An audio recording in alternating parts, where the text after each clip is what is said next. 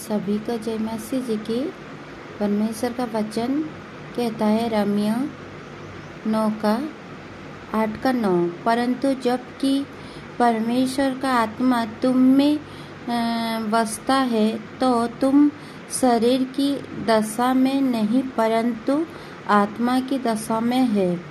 यदि किसी में मसीह का आत्मा नहीं तो वो उसका जन नहीं। यदि मसीह तुम में है तो देह आपके कारण मरी हुई है परंतु आत्मा धर्म के कारण जीवित है।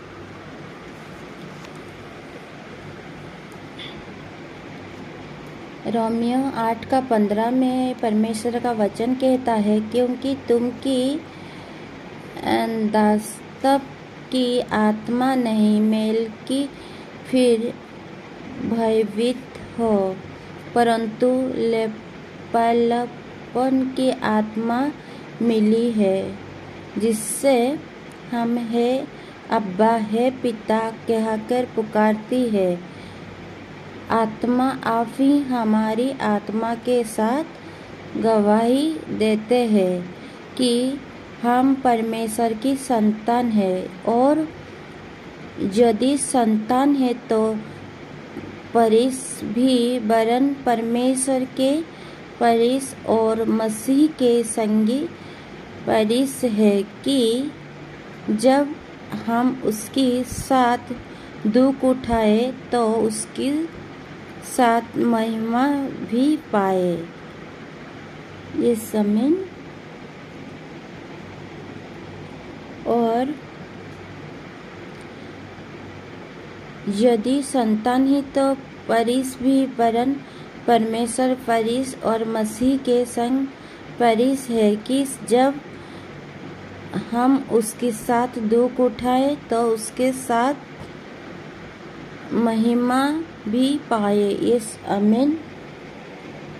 रोमियो 8:26 में परमेश्वर का वचन कहता है, इसी रीति से आत्मा भी हमारे दिलवलता के सहायता करते हैं, क्योंकि हम नहीं जानते कि प्रार्थना किस रीति से करना चाहिए, परन आत्मा ही ऐसी है भर भर कर जो बयान से बाहर है हमारे लिए विनती करते हैं।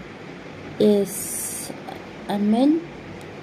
और रोमियो 8:28 में कहता है, हम जानते हैं कि जो लोग परमेश्वर से प्रेम रखते हैं उनके लिए सब बातें मिलकर भलाई की को उत्पन्न करती है, अर्थात उनको लिए जो उसकी इच्छा के अनुसार बुलाए हुए हैं।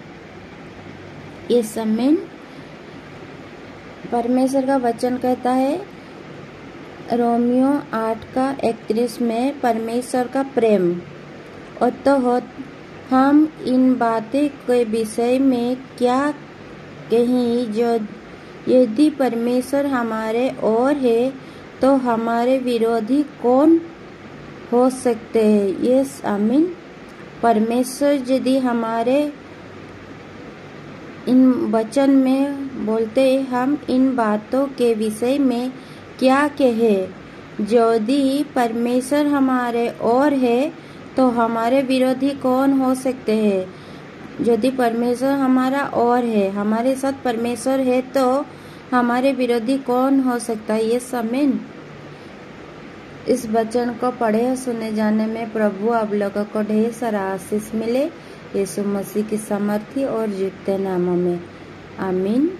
Hallelujah hallelujah. सभी को मेरी तरफ से गॉड ब्लेस यू।